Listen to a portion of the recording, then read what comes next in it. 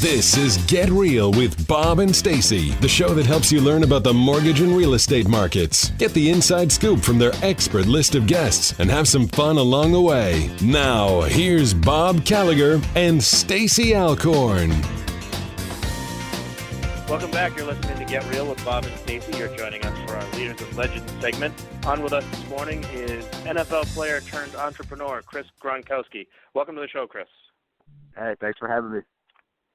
So I want to give everybody some background on Chris. He was born and raised in Buffalo, New York, and was the middle of the 5 Gronkowski brothers, which hopefully everybody knows the name. Playing sports through his childhood and high school, he accepted a full scholarship to play Division I football. Graduated from University of Arizona with a bachelor's degree in accounting. He went into the NFL as an undrafted free agent in 2010 and went to start for 3 different NFL teams, including the Dallas Cowboys, Indianapolis Colts, and the Denver Broncos. After his NFL career ended, he and his wife, Brittany, created and grew their online personalized gift shop into one of the biggest and best personalized gift stores online. With their successful company, everything decorated, running smoothly, Chris saw another opportunity in the market. After his NFL career ended, Chris continued to live an active lifestyle. During a hot summer Texas day, Chris was at the gym lifting weights. When he went to take a sip of water from the bottle he had brought with him, it was warm, had a lingering taste from the protein shake he had just had. Frustrated with the shaker bottles he had been using for a year, he went home to try to find something better. He noticed there was nothing on the market that fit his needs, and he set out to make a product that would be ideal for not just the gym and mixing protein shakes, but also for everyday use at the office. And so Chris created Ice Shaker and launched the product in December of 2016. After 5 months, he was able to generate $80,000 in sales. That's crazy. Chris was able to get onto the show ABC Shark Tank at this point and pitch to Sharks, where he was able to land a deal with Mark Cuban and Alex Rodriguez. So that is quite a story. First of all, I want to know all about your experience on Shark Tank. Oh, that was, it's everything they say it is. It's a real deal. You walk in there, you don't really know what to expect. You better know what you're talking about. You're on there a lot longer than what they show.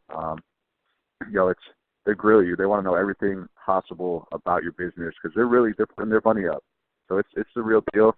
They're really investing in you, and then they kind of just cut it down and they show everything that's great on TV. But what you don't see is all the real life questions that they asked me, and by the end of it, they knew every part of my story, my whole background. I mean, pretty much everything I'd done up to that point. So did you have to go through, I've had friends go on Shark Tank, and there's like multiple rounds of waiting in lines for days just to get in front of somebody. Like, did you have to do that, or did the Gronkowski name get you to the front of the line at least? I was actually, it was crazy because my agent actually reached out to everyone in 2013 and asked if there's any former players that had good ideas that might want to be on the show. They had interest in bringing in former players. So at that time, I was still playing, and I had nothing, and I loved the show. So in the back of my head, I always had this idea that I was going to create something and find a way to then go back to them and get on. So when I did create this product, I started getting some good sales, and I remembered that email that had came through. I went back and I searched it and found it, and that's kind of how the process started. So I didn't have to go to the open calls like a lot of people have to.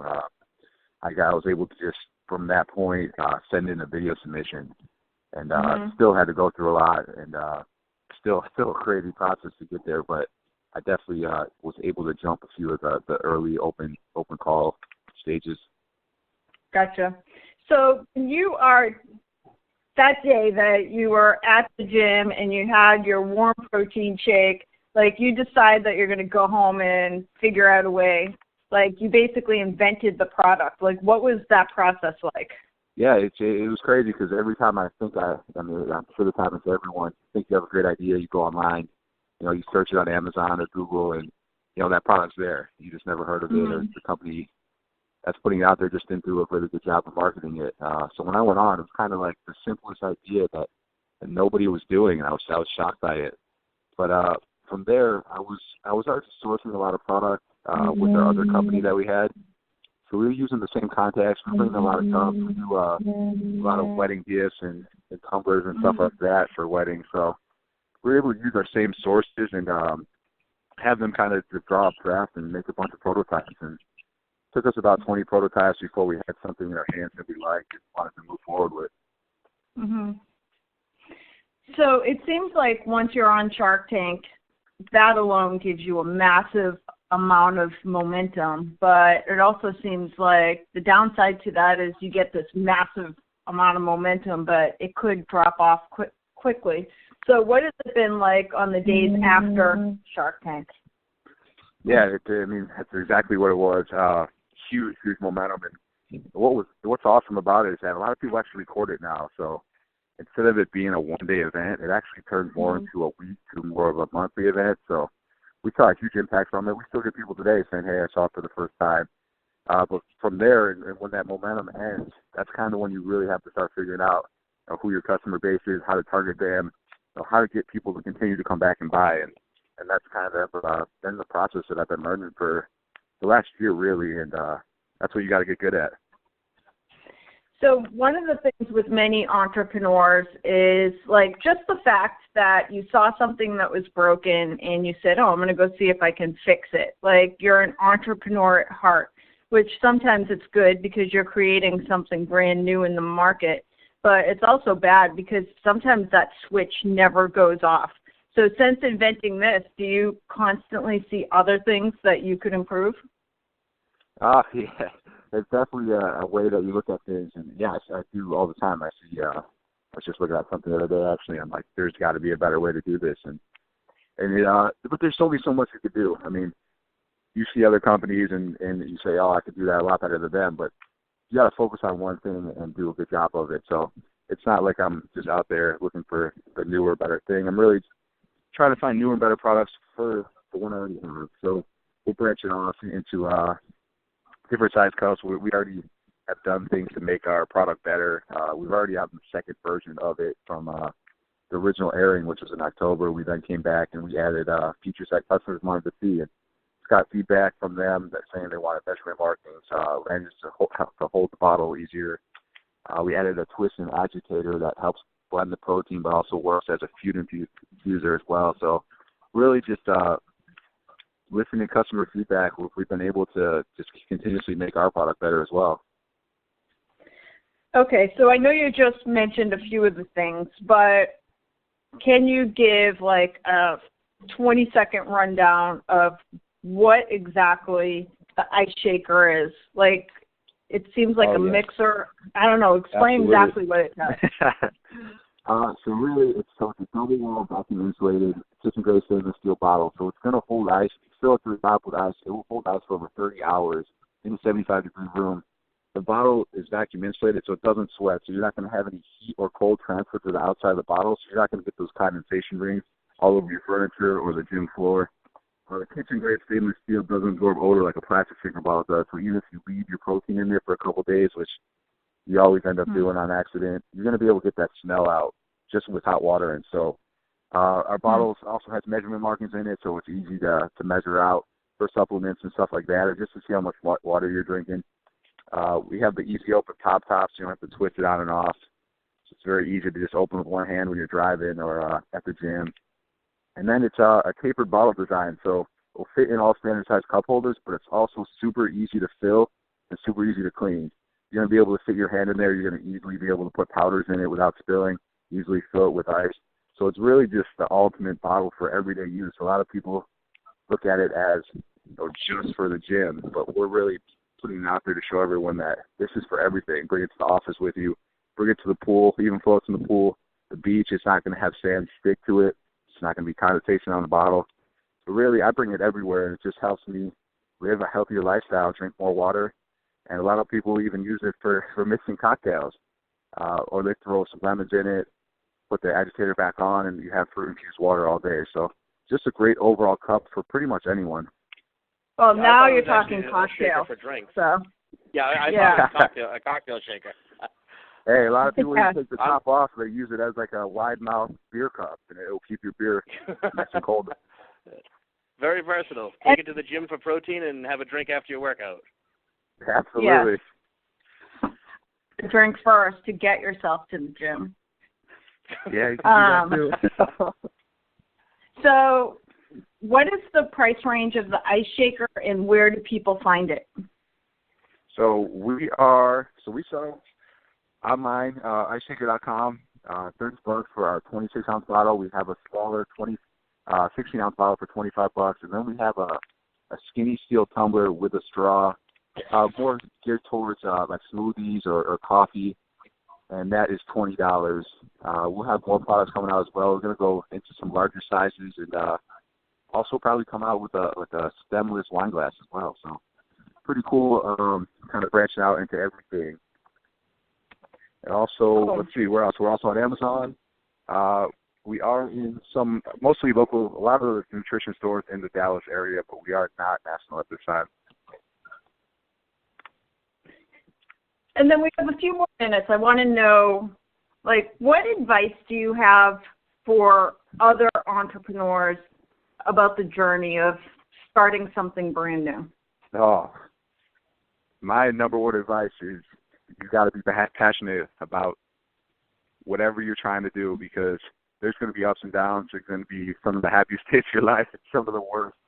So if you're not passionate about it, if you don't love it, you're going to give up on it immediately. So find something that you actually love to do and stick with it. And for me, it was always start slow. Don't go all in. Both my businesses they were pretty much side jobs at first, and just testing to see if it was something that people actually wanted, something people needed. And then once I saw that it was, then that's when I wanted to go. That's went all in, and that's kind of the way I see is the best way to approach it. But do you ever have a day that it's just super stressful and you're like, there's got to be an easier way to make money? Like, first of all, do you have those days, and what do you do to get yourself out of the slump? Oh, absolutely. We have those days. We just had one of them. I just had one for sure. We were on Good Morning America a couple weeks ago, and we sold 15,000 cups in one day, and had a fulfillment center help us out with it, and it was just it was a mess, really. So it's hard to get over those days. A lot of work, a lot of headaches, a lot of fixing problems. But at the end of the day, like I said, if you don't love it, you probably give up on it or try to find something else to do. But I mean, this is my passion. I started the company because it's something that I love doing, and I wanted it for myself. So that's kind of what pushes me through those days. And what I really do is I head to the gym. I actually, after on the Friday, I think I was at the gym at 8 p.m. working out just to kind of get the stress out. Yep, that's awesome. I have an idea for marketing. I heard that your brother is backing or bought, I don't know, I caught it on the news, Kentucky Derby horse. Oh, yeah, You could be the sponsor. You need to have the ice shaker on the side of that horse. I don't even want to know what that would cost. The Kentucky Derby is crazy money. The horse is actually named after him, and the family was invited down to go watch it. So I might end up being there watching the horse. Because what might be cooler than naming the horse Gronk is naming the horse Ice Shaker. Yeah, I'm going to have to wait a couple years for that before I can afford that one. That's awesome. Unless he's going to throw it in. Yeah. If they want to throw that in for free, I'll take it. All right, two more. Last question is biggest mistake you've made as an entrepreneur and how you overcame it? Oh, that's always the hardest question because you think you do everything right. I'll tell. This is probably a good one. Just for me, when I first started, you really think that I thought that just starting from ground zero would be pretty easy. I ordered a bunch of product. I thought my product was the greatest thing ever at the time, and got it all in hand. And the first thing I did was put a couple social media posts up, and I had absolutely zero sales. So that was by far by far the biggest mistake was kind of just thinking that using my name and that the product was awesome, that it was just going to automatically sell. I didn't realize that, no one knew about it. There's no brand behind it. There's no customer trust. There's absolutely nothing there to work off of, and that was definitely a huge mistake I made. If I could go back, I would have ordered a lot less quantity at first to start with, and really did a lot to build a brand before I started just trying to pump out volume. Mm-hmm. So I would start over. It would be, getting the product in front of people, doing a lot of trade shows, which we ended up doing a little bit later on, and just building that customer trust and really getting a customer base started before putting in a big order of product that I didn't know how to really sell. Yep. That's awesome. And where do you see yourself? Where do you see Ice Shaker in 3 years? Everywhere. We're growing so fast. It's been insane already how much we've sold this year. Even with the Shark Tank rush pretty much over, it's still going so strong. But it's all the money's being pumped back into the business. We're coming out with newer, better products. We're gonna have more products, an entire line of bottles. So I think it's just gonna continue to grow. And in 3 years, I think it's gonna be huge. That's awesome. Well, thank you for joining us, Chris Gronkowski. Everybody can check out the Ice Shaker at iceshaker.com. You can also follow Chris at Chris Gronkowski or at Ice Shaker Bottle on social media. Thanks for joining us today, Chris. Thank you. Thanks, Chris. Thank you for having me. We're going to take a quick commercial break. We'll be back with more Get Real after this.